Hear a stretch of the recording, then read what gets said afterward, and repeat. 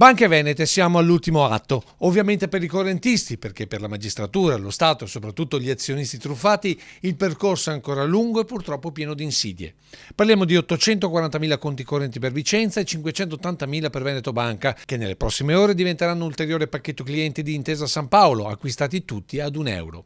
Un trasferimento non da poco, considerando che cambierà tutto a tutti, partendo dal codice stesso del conto corrente, che detto così sembra poco, ma in realtà sposta un vero e proprio universo contabile. Dalle paghe alle domiciliazioni di gas, luce, acqua e rifiuti, dai bancomat alle carte di credito, dagli assegni alle spese condominiali, questa rivoluzione iniziata ieri per Vicenza e oggi per Veneto Banca coinvolge tutti, cittadini, imprese e pubblica amministrazione. Coloro che sono coinvolti in questo passaggio interbancario dovranno comunicarci i nuovi IBAN, questo codicione, chiamiamolo lungo, che inizia con IT per i non addetti a lavoro e finisce di solito con i numeri di conto corrente, dovranno comunicarcelo per tempo affinché possiamo aggiornare i nostri dati in gestionale per il flusso di pagamenti che ci viene delegato. Dall'istituto rassicurano che il trasferimento sarà indolore, nel senso che la finestra di coabitazione tra il conto corrente vecchio e quello nuovo durerà per diversi mesi, proprio per evitare che bonifici o pagamenti non arrivino con relative interruzioni di servizi.